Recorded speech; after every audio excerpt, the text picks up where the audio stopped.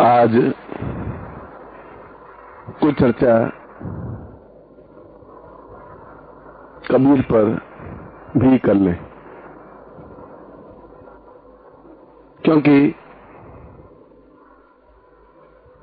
सैकड़ों संत, महात्मा, योगी, यति, सन्यासी हुए हैं। सैकड़ों ने अपनी अपनी भावनाओं को शब्दों के माध्यम से व्यक्त किया है, परंतु कबीर की धज, कबीर का चिंतन, कबीर का विचार, कबीर का धारणा शक्ति अपने आप में अलग है। कबीर इन सब से परे हटकर है, चाहे वह सूर हो, चाहे मीरा हो, चाहे तुलसी हो, चाहे और कोई भक्त कवि हो, क्योंकि कबीर अलमस्त है, फक्कड़ है, न वह सन्यासी है न वह गृहस्थ है। गृहस्थ होते हुए भी पक्का सन्यासी है, चार चार पत्नियों के होते हुए भी वह निश्चिंत है, क्योंकि वह सन्यासी है। वह जुलाहा है और सूत के धागा के ताने बाने को बुनते हुए उसने जो कुछ कहा वह अपने आप में इतिहास में अमर हो गया। ऐसा होते हुए भी वह फक्कड़ रहा, न किसी का लेना, न किसी का देना, न समाज की परवाह, न घर की परवाह, और सन्यासी व्रत होते हुए भी पूरा गृहस्थ रहा। कमाल और कमाली जैसे बेटे और बेटी होते हुए भी उसने कभी आंख उठा करके भी घर की तरफ या गृहस्थ की तरफ देखा ही नहीं, क्योंकि उसका चित्त कुछ और रंग में रंग गया था, कुछ और भावनाओं में बह गया था। इसीलिए कहा है कि सभी संतों को, सभी भक्तकालीन कवियों को समझा जा सकता है, पर कबीर को समझना बहुत कठिन है। क्यों? कबीर ने जो कुछ कहा है वो दो टूक कहा है, स्पष्ट कहा है। वह किसी जाति, धर्म या संप्रदाय में बंद करके नहीं बोला। अगर उसने मुसलमानों को कहा है कि कांकर पाथर जोरी के मस्जिद लई बनाए, ता चढ़ी मुल्ला बांग दे, क्या बहिरा हुआ खुदा है, तो हिंदुओं को भी पूरा फटकार लगाता है और बोलता है कि पाथर पूजे हरि मिले, तो मैं पूजू पहाड़। अरे ताते ये चक्की भली, पीस खाए संसार। इसलिए वह किसी धर्म का नहीं था, वह किसी संप्रदाय का नहीं था, वह परिवार का भी नहीं था, वह सबका था और किसी का भी नहीं था। इसीलिए तो कबीर को फक्कड़ कहा है, इसीलिए तो कबीर को अलमस्त कहा है, इसीलिए तो कबीर को एक क्रांतिकारी कहा है। जिस बात का लोगों ने विरोध किया, उस बात को उसने अवश्य ही किया, समाज के ताने सहे, समाज से बहिष्कृत हुआ, घर वालों की फटकार सुनी, परिवार वालों के लांछन सहे, सिर से उठ के चले जाने लगे। मैं उसने कहा मुझे इस बात की चिंता नहीं है, जो मैं कर रहा हूं दो टूक कर रहा हूं और साफ साफ कर रहा हूं, जो मेरे मन में आ रहा है मैं वह कह रहा हूं, जो मेरे घटका अंदर का राम बोल रहा है मैं वह बोल रहा हूं। इसीलिए कबीर मुझे बहुत प्रिय है। इसलिए प्रिय है कि वह डरपोक नहीं है, वह डरा हुआ नहीं है। उसने जिंदगी के मर्म को समझा है, जिंदगी की चेतना को समझा है, जिंदगी की धड़कन को समझा है। उसने समझा है कि दूसरों के दबाव में जीवन जी करके जीवन जिया नहीं जा सकता। दूसरों की आलोचना और प्रशंसाओं के बीच में सांस नहीं दी जा सकती। दूसरों की आंखों के माध्यम से जीवन को भोगा नहीं जा सकता। और दूसरों की आलोचनाओं, प्रशंसाओं, भावनाओं और विचारों के माध्यम से चल करके अपने मन की बात भी नहीं कही जा सकती। इसलिए कबीर ने कहा है कि जो कुछ कहना है दो टूक कहना है, साफ साफ कहना है, बिना हिचकिचाहट के कहना है और आंखन देखी कहना है। वो कहता है कि यह पंडित कहते हैं पोचन देखी, मैं कहता आंखन की देखी। पोछ में लिखा हुआ है वो मर चुका है, वह समाप्त हो चुका है। कोई समय वह बात सत्य रही होगी, मगर आज युग परिवर्तित हो चुका है। आज की धारणाएं अलग हैं, आज के विचार अलग हैं, आज का चिंतन अलग है। इसलिए पुराने ग्रंथों के चिंतन और विचारों के माध्यम से आज के समाज का सामंजस्य नहीं किया जा सकता। आज का समाज अलग है, तो आज के समाज के अनुसार ही जीवन को देखना पड़ेगा, भोगना पड़ेगा, एहसास करना पड़ेगा, पूर्णता देनी पड़ेगी। और इसलिए एकमात्र कबीर ऐसा हुआ है जो अपने आप में निराला रहा है। उसके दोहे, उसके छंद लोगों की समझ में आए ही नहीं। उसने पहली बार उल्ट बांसियां लिखी और लोग माथा पीटते रह गए, मगर उल्ट बांसियों को समझे ही नहीं। कबीर ने कहा कि बरसे कंबल भीजे पानी, कंबल बरस रहे हैं और पानी भीग रहा है, और लोग सिर्फ पीटते रह गए कि इसका क्या अर्थ है, ये क्या कह रहा है कबीर। कबीर ने कहा कि तुम समझ नहीं सकोगे, तुम तब तक नहीं समझ सकोगे जब तक तुम अपने आप में अलमस्त नहीं बन सकोगे, निर्भय नहीं बन सकोगे, निश्चिंत नहीं बन सकोगे, अपने आप में पूर्ण अवधूत नहीं बन सकोगे, सही बन सकोगे, तभी तुम अपनी बात को समझ सकोगे, तभी मेरी उल्ट बांसियों को समझ सकोगे, तभी मेरी भावनाओं को समझ सकोगे। मरते समय तक और मरते समय लोगों ने कहा कि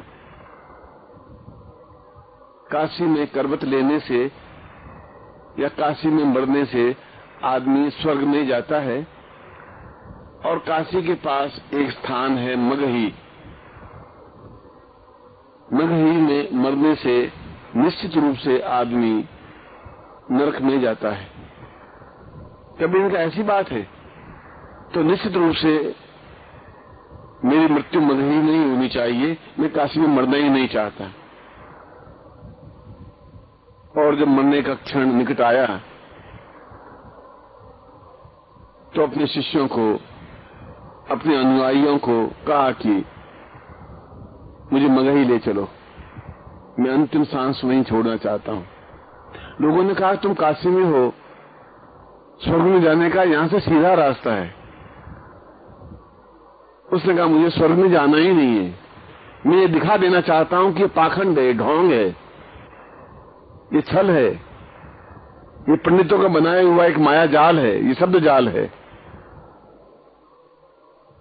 अपने कर्मों से ही आदमी कुछ बनेगा। काशी में मरने से या मगही में मरने से स्वर्ग या नरक में नहीं जा सकता।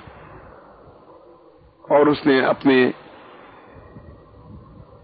अंतिम दिन मगही में बिताए और अपने प्राण भी मगही में छोड़े, ये बताने के लिए कि मैं पाखंड का रास्ता नहीं अपना सकता, मैं ढोंग का रास्ता नहीं अपना सकता, मैं छल का रास्ता नहीं अपना सकता।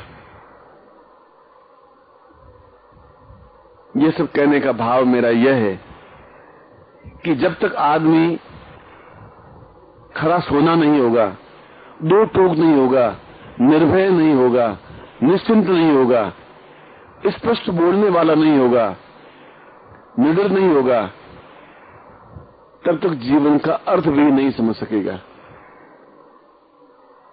तब तक जीवन का मर्म भी नहीं समझ सकेगा, तब तक जीवन का आनंद भी नहीं ले सकेगा।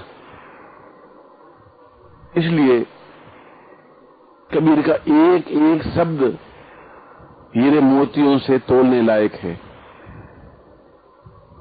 उसकी एक एक साखी करोड़ों करोड़ों हीरों से भी ज्यादा बढ़कर है। उसने जो कुछ भी कहा है, जिसके बारे में भी कहा है, खरा कहा है, स्पष्ट कहा है, आंखन देखी कहा है। और उस रास्ते पर चल करके ही आदमी पूर्णता प्राप्त कर सकता है, स्पष्टता प्राप्त कर सकता है, निर्भीकता प्राप्त कर सकता है, जीवन के आनंद को अनुभव कर सकता है, पूर्णता की पराकाष्ठा तक पहुंच सकता है।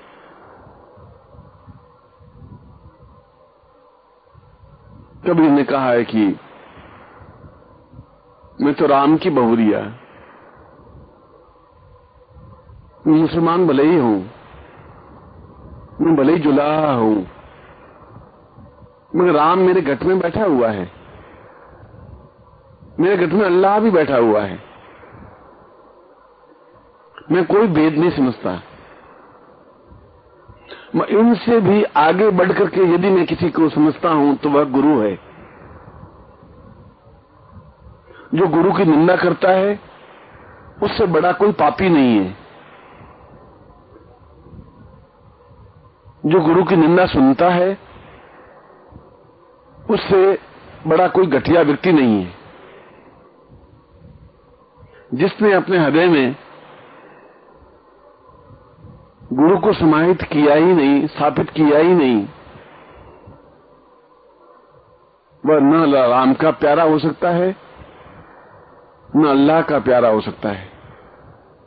वह तो एक कुकर की तरह, कुत्ते की तरह, श्वान की तरह जीवन ढोता है, जिस जीवन का कोई मतलब नहीं है, जिस जीवन का कोई अर्थ नहीं है। वह जीवन तो अपने आप में एक उच्च, छोटा और तुच्छ है। और कबीर कह रहा है कि मैं दो टूक खरे शब्दों में बीच बाजार में कह रहा हूं कि जीवन के दो ही सत्य हैं, प्रेम और गुरु। तीसरा कोई शब्दकोश में है ही नहीं। इस पृथ्वी पर तीसरा कोई शब्द ही नहीं है। अगर कोई तीसरा शब्द है तो नकली है, ढोंगी है, पाखंडी शब्द है।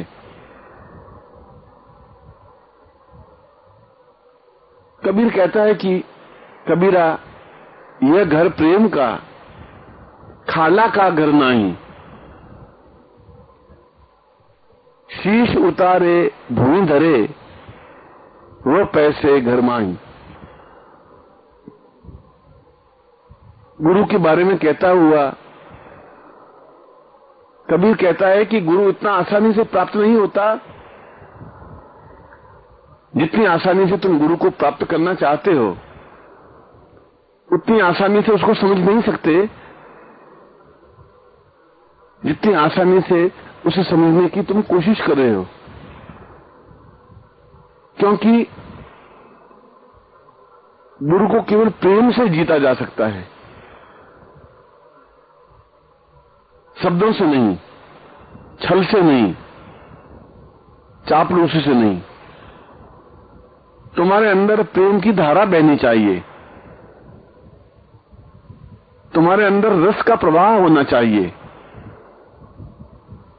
सच्चे मन से तुम्हारे प्राण गुरु के प्राणों से जुड़ने चाहिए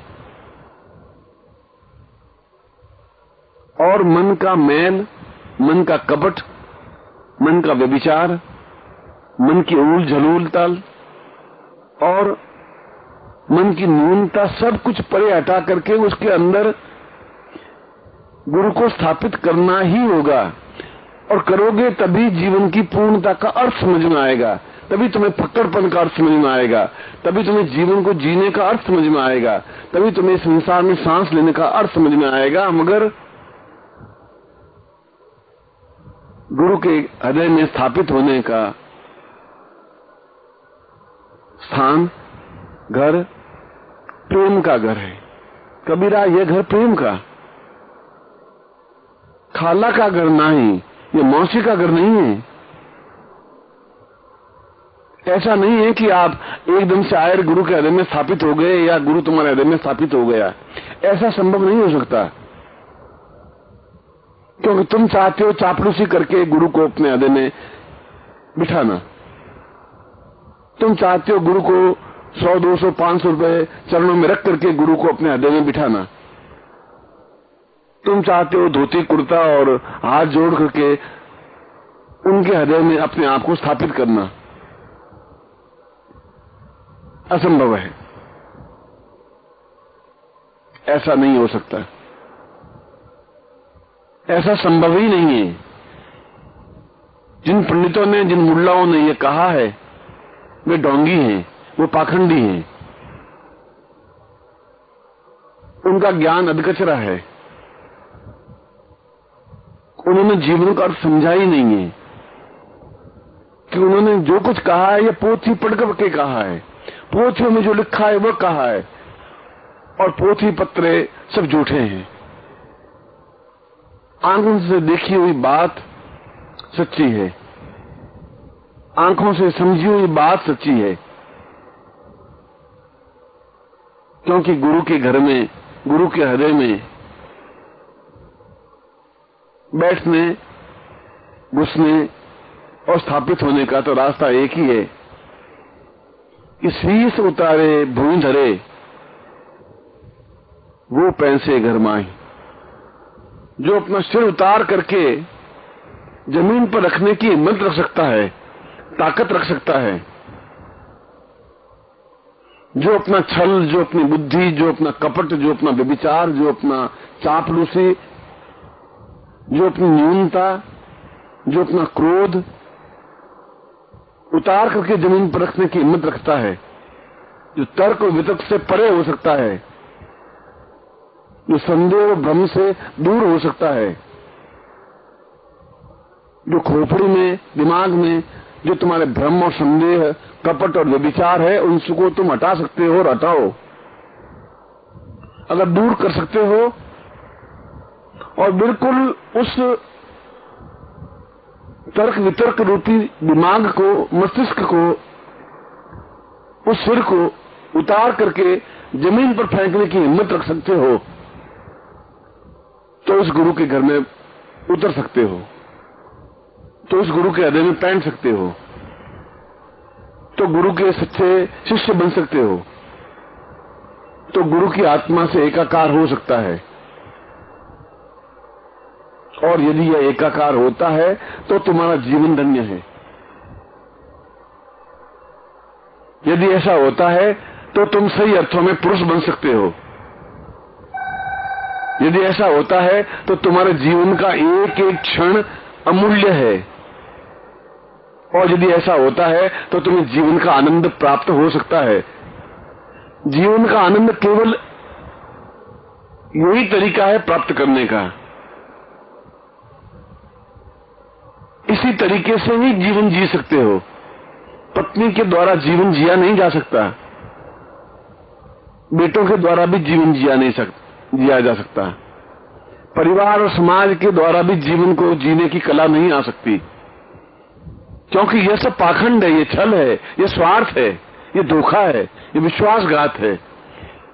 ये तुम्हारे साथ केवल कुछ कागज के टुकड़ों के लिए, चांदी के चंद सिक्कों के लिए तुमसे जुड़े हुए हैं। और जहां स्वार्थ है वहां प्रेम नहीं हो सकता, वहां गुरु प्राप्त नहीं हो सकता। गुरु को प्राप्त करने के लिए तो अपने आप में ताकत चाहिए, हिम्मत चाहिए, हौसला चाहिए और दांव पर अपने जीवन को फना करने की क्रिया होनी चाहिए।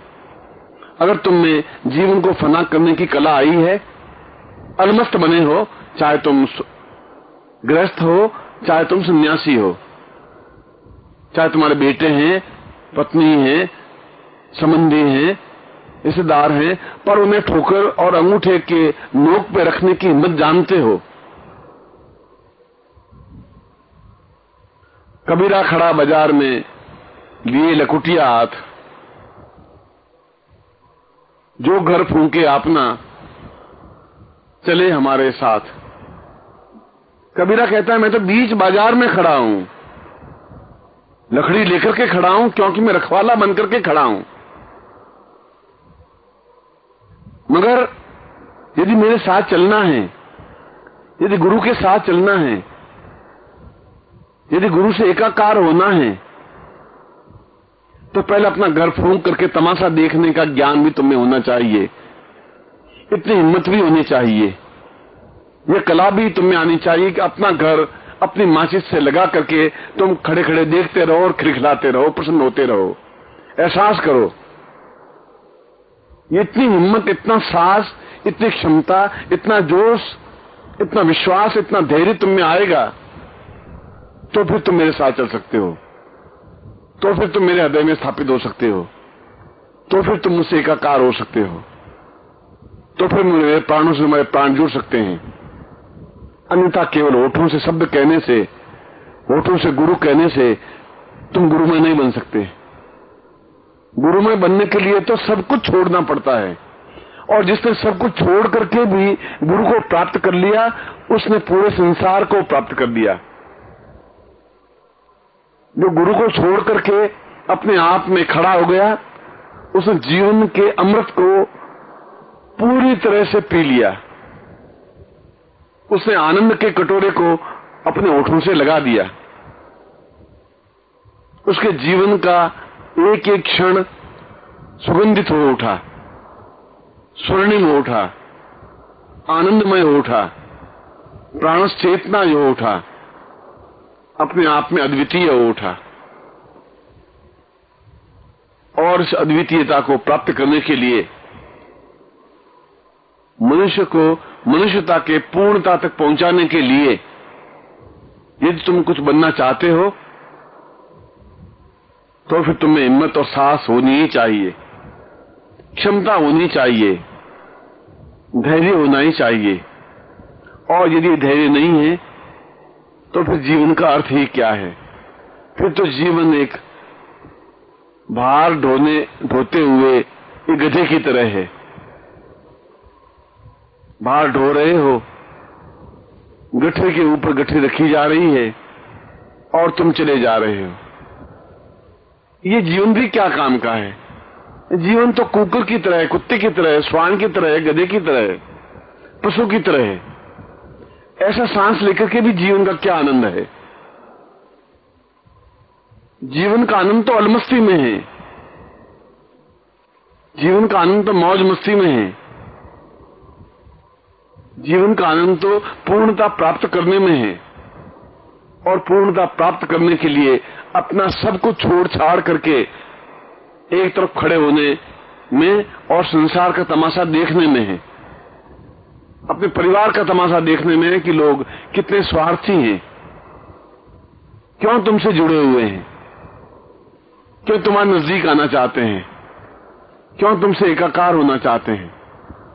इसलिए एकाकार होना चाहते हैं कि उनका स्वार्थ तुमसे जुड़ा हुआ है, वे स्वार्थ की दीवार पर खड़े हैं, और तुम इस स्वार्थ की दीवार को तोड़ोगे तो गुरु को प्राप्त करोगे।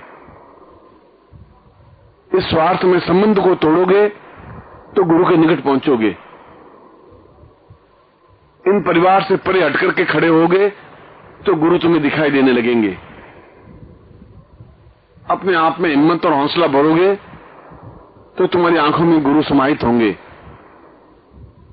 अपना घर फूंक कर तमाशा देखने की क्रिया करोगे तो पूर्णता के साथ गुरु को अपने हृदय में स्थापित कर सकोगे। और जिसने गुरु को हृदय में स्थापित कर लिया वह धन्य हो गया। उसने जीवन का मर्म समझ लिया, उसने जीवन का आनंद समझ लिया, वह जीवन से एकाकार हो गया। उसने जीवन को अपने अंदर उतार लिया और वह खुद जीवन के अंदर उतर गया। क्योंकि जीवन जीना एक कला है, और वह कला स्वार्थ में छिपी हुई नहीं है, ढोंग और पाखंड में छिपी हुई नहीं है, रुपए पैसे धन दौलत में छिपी हुई नहीं है, एकाकार होने में नहीं है, स्वार्थ में नहीं है, परिवार के बीच भी नहीं है, लंगोट लगा करके जंगलों में घूमने से भी नहीं है, तुम्बी और जटा बढ़ा करके बम बम बोलने से भी नहीं है।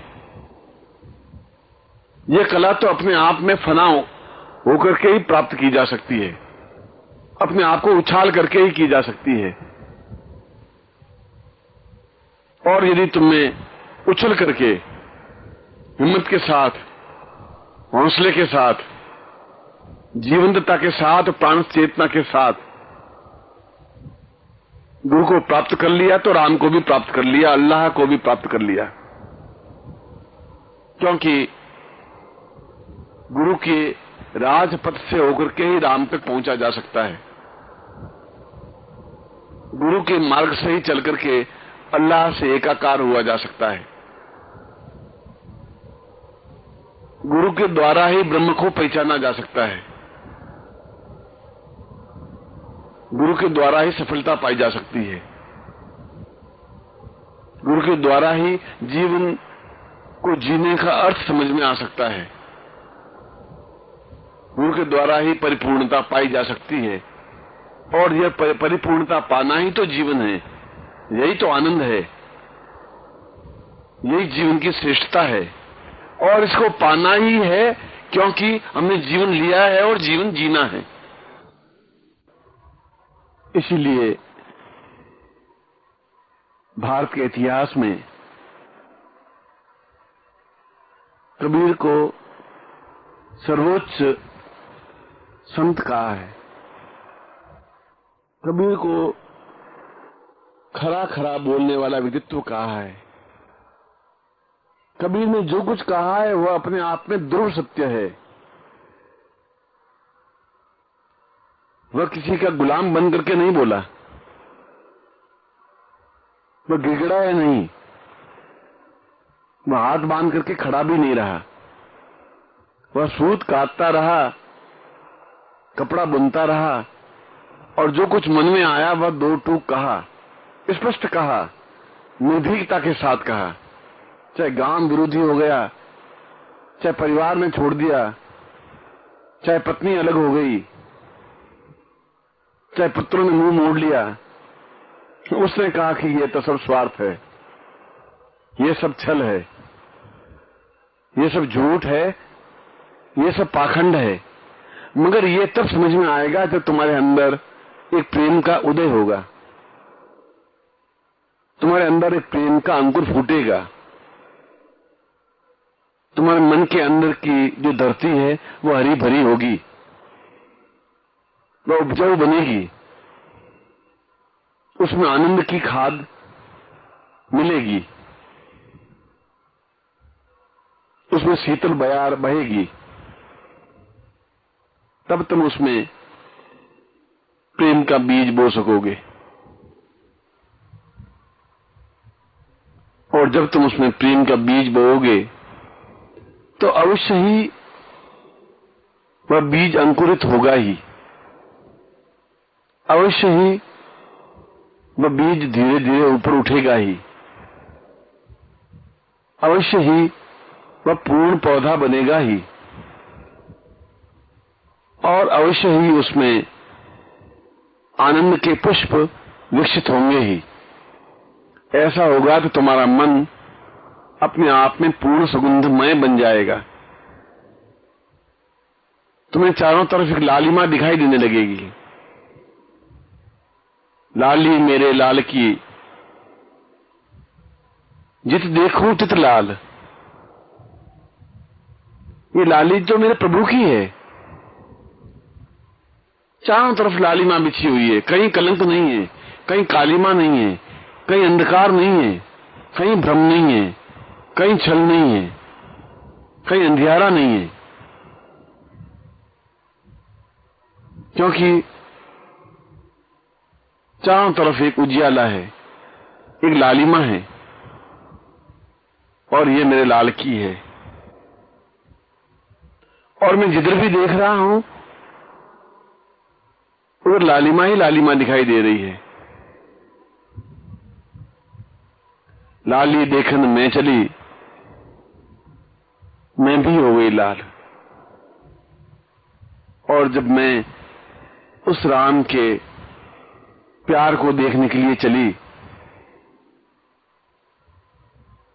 उस राम को अपनी आंखों में समा लेने के लिए चली, उस चारों तरफ फैली हुई लालिमा को देखने का प्रयास किया, तो मैं खुद लाल हो गई। सारा शरीर अपने आप में सुगंधमय बन गया, प्रेममय बन गया, प्रेम के अंकुर फूट गए, अंग अंग से प्रेम की रश्मियां विकीर्ण होने लगी।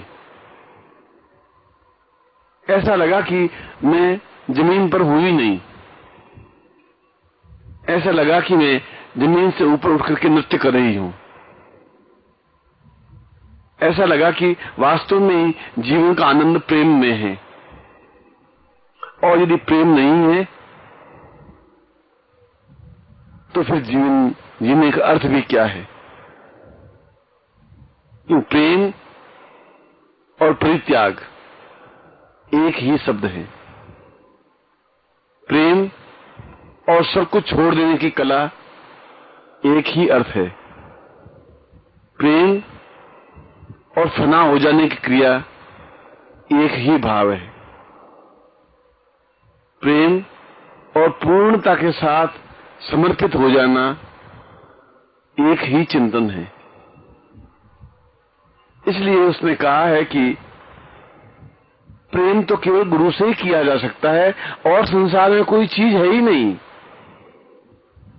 क्योंकि वही अपने आप में पूर्ण पुरुष है, वही अपने आप में ब्रह्म है, वही अपने आप में निर्विकार है। शरीर के होते हुए भी वह बिना शरीर का है, दिखाई देते हुए भी वह नहीं दिखाई देता, क्योंकि हमारी आंखें उस गुरु को ब्रह्म के रूप में देख ही नहीं सकती। देखने की कला हमारी आंखों में नहीं है। जब देखेंगे नहीं तो लालिमा में अपने आप को निमग्न करेंगे भी कैसे?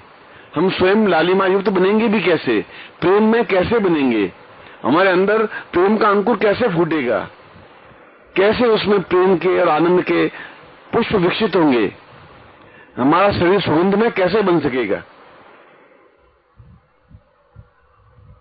इसलिए गुरु अपने आप में एक पुरुष है, पूर्ण पुरुष, संपूर्ण सत्य पुरुष, मगर उसको देखने के लिए भी तो हमारे पास आंख चाहिए। और जो कुछ तुम्हारे पास आंख है उसमें गंदगी है, उसमें वासना है, उसमें छल है, उसमें पाखंड है, उसमें चालाकी है, धूर्तता और मक्कारी है, और धन के प्रति पागलपन है, संचय करने की एक मूर्खता है। करोड़ों रुपए फेंकने के बावजूद भी यदि ऐसा पुरुष मिल जाता है, ऐसा गुरु मिल जाता है जो प्रेममय है, जो अपने आप में पूर्ण है, ऐसी आंख मिल जाती है कि जिसके माध्यम से उस गुरु को पहचानने की क्षमता प्राप्त हो सके, तो फिर सारा संसार मेरे सामने बेकार है, व्यर्थ है। क्योंकि मैं गुरु को देख रहा हूं, एक भगवे कपड़े पहने हुए व्यक्ति को। मैं गुरु को पहचान रहा हूं धोती और कुर्ते पहने हुए व्यक्ति को। मैं गुरु को समझ रहा हूं उसके दुबले शरीर को या मोटे ताजे शरीर को।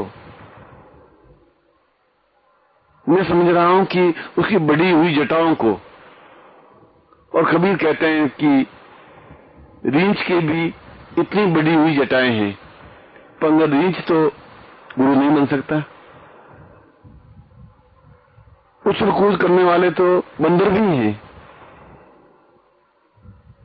मगर बंदर तो गुरु नहीं बन सकते। अपने आप में वजन उठाने वाले गधे भी हैं, मगर पोथियों का वजन उठाने वाला ये व्यक्ति तो गुरु नहीं बन सकता। सीधे साधे मरे हुए व्यक्ति भी हैं, मगर वह तो गुरु नहीं बन सकता। और नंगे और लंगोट लगा करके जंगल में घूमने वाले तो बंदर, गीदड़, भेड़िए, सूकर और सैकड़ों पशु पक्षी हैं जो नंगे ही घूमते हैं, मगर नंगे घूमने वाले तो गुरु नहीं बन सकते। इसलिए ये सब पाखंड है। लंगोट लगाना पाखंड है, भगवे कपड़े पहन करके घूमना पाखंड है, धोती कुर्ता पहनना अपने आप में पाखंड है, जटा बढ़ाना अपने आप में पाखंड है, कमंडल हाथ में लेकर के और चिमटा बजा करके चलना अपने आप में पाखंड है, चरस का दम लगा करके लाल आंखें करके बोलना अपने आप में पाखंड है। ऐसा करने वाला गुरु नहीं हो सकता। और तुम अपनी आंख से ऐसे व्यक्ति को गुरु मान बैठते हो। ये तुम्हारी आंख की कमजोरी है, ये तुम्हारे आंख की न्यूनता है, ये आंख की तुम्हारी कमजोरी है। और इस कमजोरी की वजह से पूरे जीवन भर तुम भटकते फिरते हो,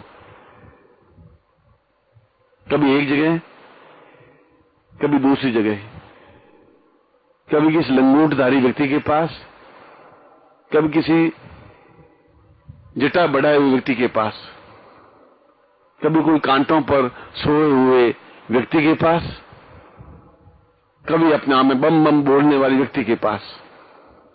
और तुम उसके पास बैठ करके एहसास करने की कोशिश करती हो कि शायद ये गुरु है। कबीर कह रहा है कि मैं अपनी आंखन देखी कह रहा हूं कि ये गुरु नहीं है, ये पशु पक्षी कीट पतंग कीड़े मकोड़े, ये जानवर हैं, ये पशु हैं, ये गुरु नहीं है। इनके कपड़े गुरु नहीं हो सकते, इनकी जटाएं गुरु नहीं हो सकती, इनकी दाढ़ी के बड़े हुए बाल गुरु नहीं हो सकते। ये केवल राम राम बोलने से और हरि हरि बोलने से, ओम ओम बोलने से गुरु नहीं बन सकते, क्योंकि ये मूर्ख बनाने की कला जानते हैं, ये ठगने की कला जानते हैं। ये अपने आप में सही अर्थों में ठग हैं, ये सही अर्थों में मूर्ख हैं, ये अपने आप में चालाक हैं, ये अपने आप में धूर्त हैं, ये अपना में पूर्ण पाखंडी हैं, और तुम पाखंडियों के बीच में बैठ करके एहसास करते हो कि हम गुरु के पास बैठे हैं। उन घास फूस रूपी डाडी के उगे बालों को देख करके उनको गुरु मान बैठते हो।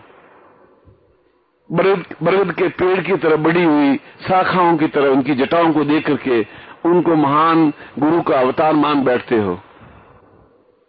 तुमसे ज्यादा मूर्ख कुछ हो ही नहीं सकता, तुमसे ज्यादा अज्ञानी कोई कुछ हो ही नहीं सकता, तुमसे ज्यादा न्यून व्यक्ति कुछ हो ही नहीं सकता, और तुम्हारे जैसा अंधा व्यक्ति भी कोई नहीं हो सकता, क्योंकि तुम इन चीजों को गुरु मान बैठे हो। ये गुरु नहीं है। गुरु तो कई हजार वर्ष बाद एक आज व्यक्ति ही पैदा होता है, जो निर्भीक होता है, जो निश्चिंत होता है, जो निर्विकार होता है, जो घबराता नहीं है, जो विचलित नहीं होता। वह वैसा ही होता है जैसे हम और आप हैं, बहुत साधारण से वस्त्र पहने हुए, मगर उनकी आंखों में करुणा होती है, एक दया होती है, एक प्रेम होता है। उनकी भुजाओं में पूरी पृथ्वी को समेट लेने की क्रिया होती है, सारे समुद्र को अपने वक्षस्थल में छुपाने की एक भावना होती है, सबके ऊपर अमृत बरसाने की एक विधि होती है। उसकी जटाएं भले ही हों या नहीं हो, उनके भगवे कपड़े पहने हुए हों या नहीं हो, बम बम बोलने वाले हों या नहीं हो, ओम ओम बोलने वाले हों या नहीं हो, जोर से अजान देने वाले हों या नहीं हो, 24 घंटे आंख मूंद करके बगुले की तरह ध्यान लगाने वाले हों या नहीं हो, मगर जो सत्य है, जो दो टूक कहने वाला है, जिसके पास बैठने से एक आनंद की अनुभूति होती है, जिसके पास बैठने से ऐसा एहसास होता है कि जैसे भरी धूप में चल करके आए हुए पथिक को पेड़ की छायादार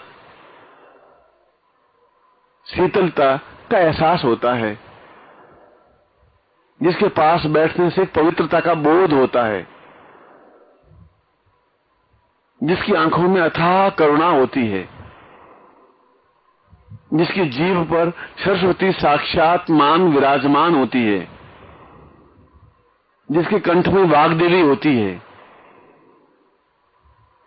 जो अपने आप में समस्त प्रकार के ज्ञान से परिपूर्ण होता है, जो परिवार में रह करके भी परिवार का नहीं होता, जो पत्नी रखते हुए भी उसके मन में पतिभाव होता ही नहीं, जो पुत्रों के प्रति मोहग्रस्त नहीं होता, जिसको लोभ और लालच नहीं होता, जो सत्ता का भूखा नहीं होता,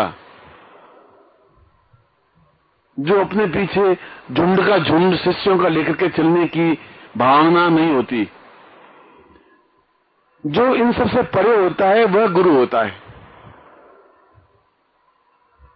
वह प्रेममय होता है, वह प्रेम से सराबोर होता है, वह अपने आप में अद्वितीय होता है, वह युग पुरुष होता है। और कबीर कहते हैं कि जब हमारी आंख ही गंदली है, हमारी आंख ही मैली है, तो फिर हम गुरु को इन गंदी और मैली आंखों से कैसे पहचान पाएंगे। जब हमारी आंख ही अपने आप में बिना रोशनी की है, तो हम गुरु को कैसे पहचान पाएंगे। जब हमारे अंदर चालाकी और धूर्तता, मक्कारी और झूठ है, तो फिर हमारे अंदर प्रेम कैसे अंकुरित हो सकता है। इस प्रेम को अंकुरित करने के लिए तो एक भाव होनी चाहिए, एक मस्ती चाहिए, एक अल्हड़पन चाहिए, एक फकड़ानापन चाहिए, एक फक्कड़ होकर के जीने की कला होनी चाहिए। ऐसा होता है तो प्रेम अंकुरित होता ही है, ऐसा होता है तो गुरु उसको मिलता ही है, ऐसा होता है तो वह गुरु को पहचान लेता है। और जो व्यक्ति अपने जीवन काल में गुरु को पहचान कर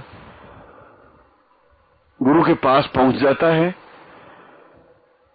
उसकी तुलना तो देवता भी नहीं कर सकते,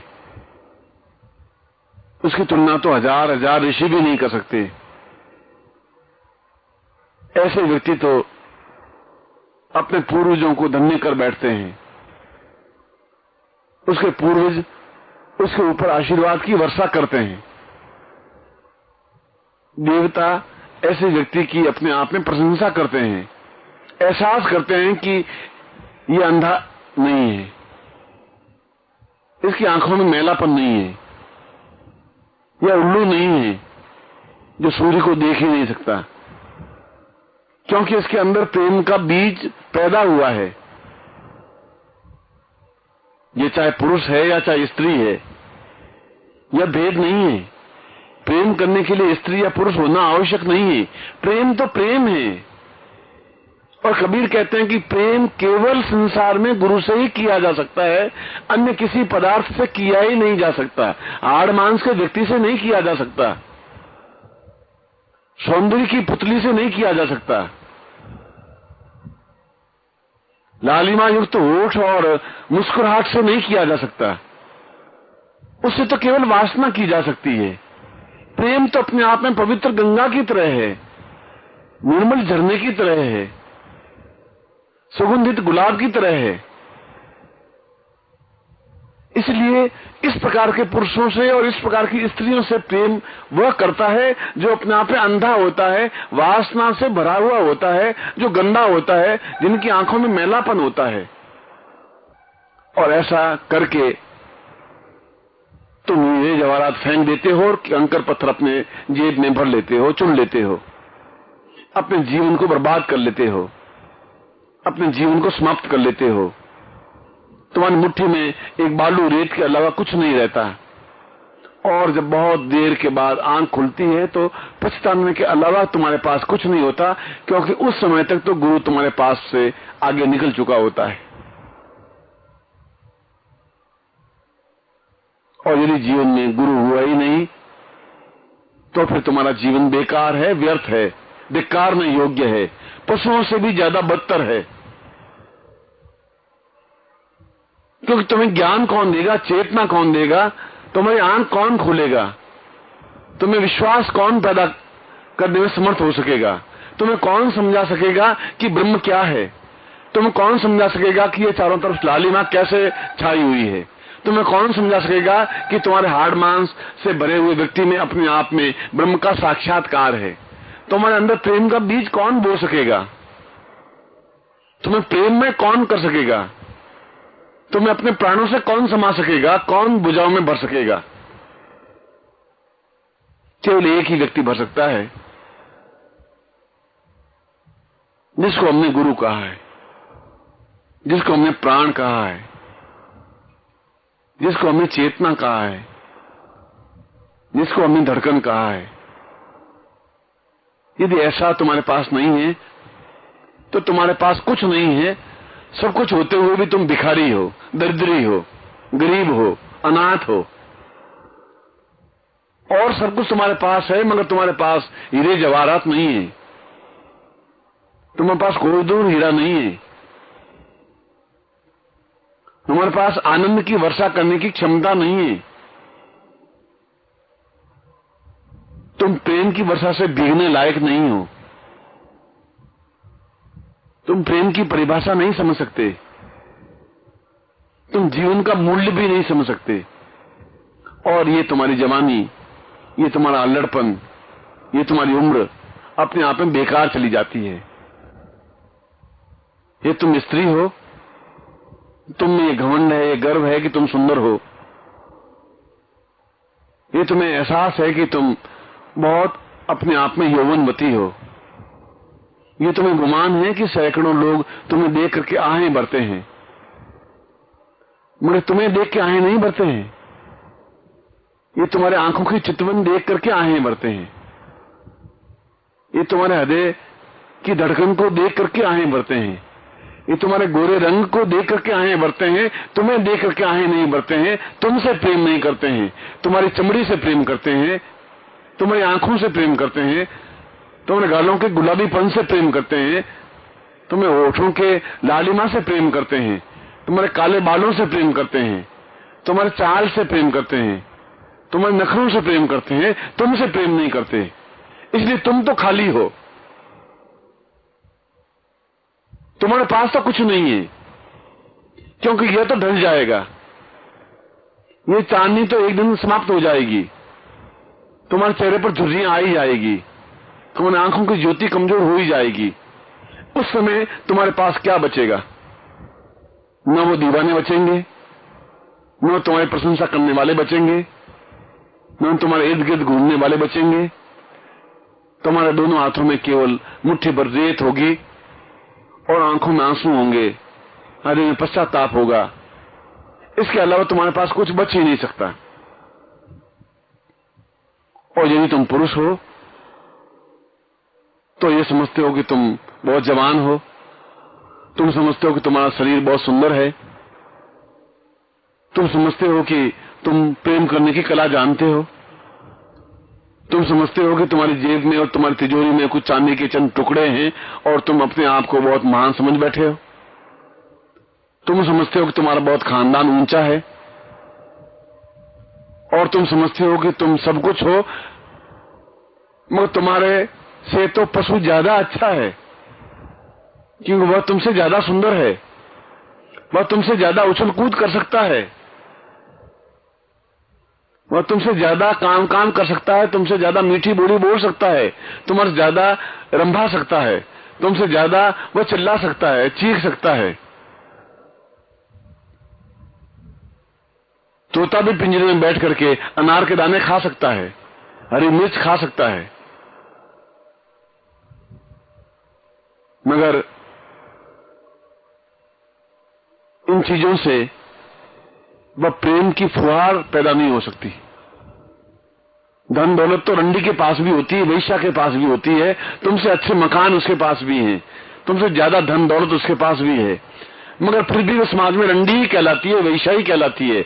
आंख के इशारे से हम और हाथ की उंगली से हम यही कहते हैं कि साली रंडी है, और तुम भी फिर रंडी के समान ही हो, क्योंकि तुमने धन को ही सब कुछ मान बैठा है। रंडी भी धन को ही सब कुछ मान बैठती है, और जिसके पास धन होता है रंडी उससे प्यार करती है, वैश्या उसके गले लिपटती है, उसको कहती है कि मैं तुम्हारे बिना रह नहीं सकती, वह अपना सब कुछ न्यौछावर करने के लिए तैयार रहती है। तुम समझते हो कि यह केवल मेरी है, वह तुम्हारी नहीं है, वो उन चांदी के चंद टुकड़ों की है। और जिस दिन तुम्हारी जेब में वे नोट नहीं होंगे, वे चांदी के चंद टुकड़े नहीं होंगे, तब वह तुमसे मुंह मोड़ लेगी। जैसे तुम जिससे प्रेम करते हो, तुम जिसे अपना समझ बैठे हो, और तुम्हारे रूप और यौवन से आप्लावित नहीं है, उसके प्रति दीवानगी नहीं है, तुम्हारा धन दौलत से आसक्ति है,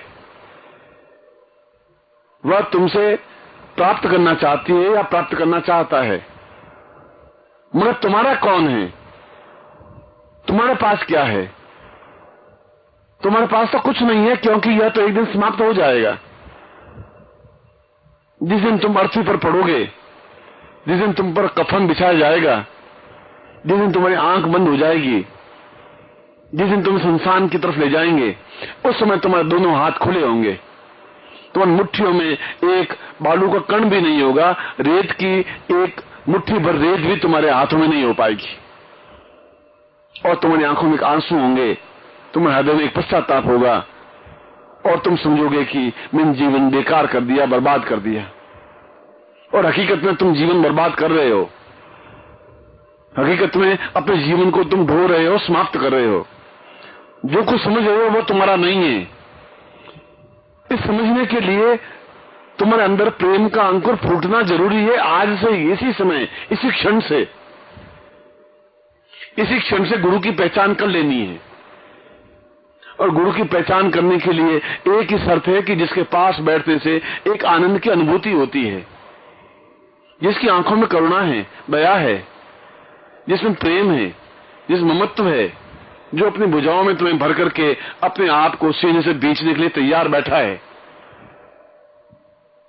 यदि ऐसा व्यक्ति मिलता है और उसके पास बैठने से तुम्हें असीम आनंद की अनुभूति होती है, उसके पास बैठने से गंगा में स्नान करने से एक पवित्रता का बोध होता है, वैसा होता है, तो समझ लीजिए तुमने गुरु को प्राप्त कर लिया।